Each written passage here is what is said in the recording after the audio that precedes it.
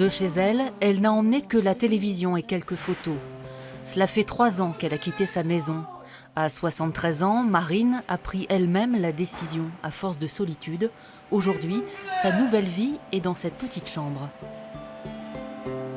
Mon téléphone, mon réveil, ma table de nuit, le fauteuil, la chaise, la commode. Oh, on ne croirait pas de venir ici. Un jour ou l'autre, Ah, dans le début, ça fait très drôle, oui. Faut s'y habituer. C'est très dur de quitter sa maison. Ça vaut pas une maison quand même. Marine est plus jeune que la moyenne des 94 résidents de cette EHPAD où l'on rentre autour de 80 ans. Par choix, plus souvent par nécessité. Un cap, un choc. Alors l'équipe donne à chacun les raisons de se mettre debout tous les matins. Cela commence par la lecture du journal. Lucienne, vous voulez vous installer à côté de Marine? Bonjour tout le monde, bonjour toi. Ça va? Merci bien.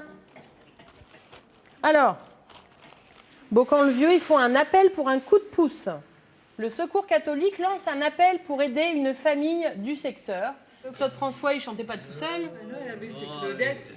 Il avait des Claudettes avec. Voilà, il avait des Claudettes avec lui. Nous, quand le matin on se lève, on sait ce qu'on va faire, mais les résidents, eux, quand ils se lèvent, ils ont leurs habitudes liées aux soins, mais il faut aussi avoir un projet dans la journée. Là, aujourd'hui, c'est un temps qu'ils disent bien instable. Et donc là, la montée des eaux... C'est ce que je veux essayer de leur apporter. Effectivement, il y a des résidents qui sont complètement en refus, qui préfèrent avoir un peu de sérénité, d'être tranquille. À la vôtre! Les plaisirs deviennent modestes. Trinquer à la grenadine peut même redonner le sourire. Monsieur Taupier, est-ce que vous voulez un petit peu de frais? Pour d'autres, le temps paraît suspendu. Certains passeront de 20 ans à moins d'1 an en maison de retraite, mais on y vit 5 ans en moyenne. Jasmonde, elle, passe la journée sur le pas de sa chambre à regarder s'écouler le temps. J'aime bien regarder les gens passer. Voilà. Qu'est-ce que vous faites d'autre? Hein? Que faites-vous d'autre? Rien. Rien, rien à faire. On est tout seul, on a l'habitude. Vous vous ennuyez? Non. Non. Pas du tout. Bonjour madame. Ça va? Je n'ai pas attention. Ça va? Oui. Il faut bien. Hein? Oui, il faut bien. Ben, Qu'on se plaigne ou qu'on se plaigne pas, pour que ça aille. oui. Ils ne peuvent pas tous participer pour des raisons toutes simples. Soit on a des personnes qui sont malvoyantes, d'autres personnes qui ont des troubles de mémoire, des gens qui ne veulent pas s'intégrer, tout bêtement, et des gens qui préfèrent l'isolement, être seuls. On essaye tous les jours, par contre, de venir vers eux, de pouvoir les faire participer à quelque chose, même si ça dure un petit temps. Je sais que vous êtes là, Oui. mais après, c'est bon, pas trop. Oui. Hein? Oui. J'aime bien être seule. Voilà. Voilà. Bon, ben, je vais vous laisser alors. Oui, ben oui, hein. Oui. Non. Frédéric aimerait réconforter plus longtemps, mais c'est l'heure de la distribution des médicaments et il est seul pour 94 résidents à sa prise de service à 7 heures. C'est très speed, tout seul. On file à chaque fois, on se dépêche, on court avec le chariot qui est assez lourd. J'arrive, madame, j'arrive. Bonjour, madame, ça va bien? Ça va bien? Arrêtez-le. Ça va? Soutenu, toujours. Ouais. Toujours. Ben, la preuve, regardez, je transpire. C'est toujours assez soutenu, quoi. Là, il y a déjà une dame qui crie dans le couloir. Voilà, donc je vais aller la voir parce que...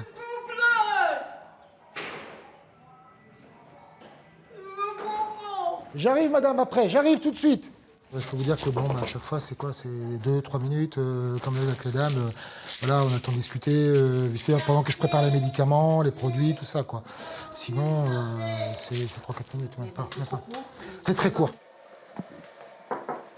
Bonjour Madoxune. Pendant ce temps, Francine fait les toilettes, mais avec un chronomètre dans la tête, seule pour 31. Je trouve que les conditions de travail n'ont jamais été aussi catastrophiques. Plus ça va, plus on nous en demande. On vient de nous retirer 2 aides-soignantes de jour. Et il faut toujours que le travail soit fait, quand même. Hein. Ce sont des résidents qui payent quand même 2 000 € par mois. On a de moins en moins de temps à passer auprès d'eux. Là, je viens de faire une toilette en mode dégradé. C'est, mettons, on ne va pas raser quelqu'un, ou on ne lave pas les pieds, ou... C'est pitoyable. Enfin, je conseille à personne de venir en EHPAD, hein, franchement. Mais Muriel n'a pas le choix. Le secteur public, c'est ce qu'il y a de moins cher. 1 800 € par mois qu'elle paie avec la retraite de sa mère, les aides complémentaires et ses économies. Mais au bout de 5 ans, les économies, il n'y en a plus. Là, la maison est en vente pour permettre de continuer à financer. Et après, c'est les enfants qui financent une partie. Puis en plus, on va demander 60 € par mois. Ouais. Alors, je trouve ça un peu excessif quand même. Rien que pour le linge personnel, je trouve que ça fait un peu beaucoup quand même. Comme une récréation qui ponctue la journée, le repas est très attendu. Beaucoup n'arrivent plus à manger seuls. Ce moment doit cependant rester un plaisir, un des rares. Très bien. Ça va aller? Voilà, très bien. Madame Sonnen.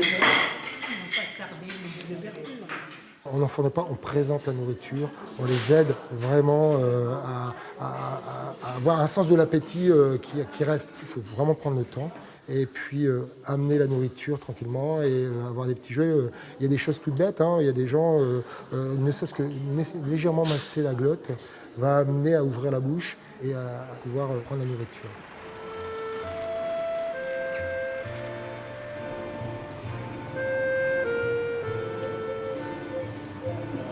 On a beau les faire manger avec bienveillance, les faire chanter, sourire, rire.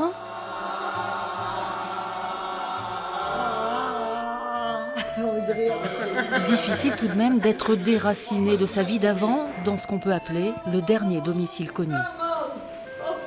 Pour certains, ils se mettent tout de suite dans la tête que cette nouvelle vie sera la dernière. C'est déjà arrivé d'avoir des demandes particulières de gens qui souhaitaient partir et qui nous disent voilà, on a parté en nous tenant la main, voilà, aidez-moi à partir, ou j'en ai marre, je suis fatigué. Ça fait peur à tout le monde. Je pense que de soi-même, ça fait peur, ouais, tout à fait. Peut-être peur de l'image du fauteuil roulant, du pépé gâteux, etc., qui ont de la manger, tout ça. C'est une image qui fait peur. Donc c'est à nous de dire aux résidents qu'il y a encore des bonnes choses à vivre. Oui. Ici, oui, c'est la dernière maison. C'est certainement là que je finirai ou à l'hôpital. Et ça, qu'est-ce que ça vous fait? Par moments, ça me serre le cœur, puis des fois, j'y pense plus. Il faut bien vivre. Hein? Si vous pensez toujours aux misères, vous ne vivez plus non plus. Hein?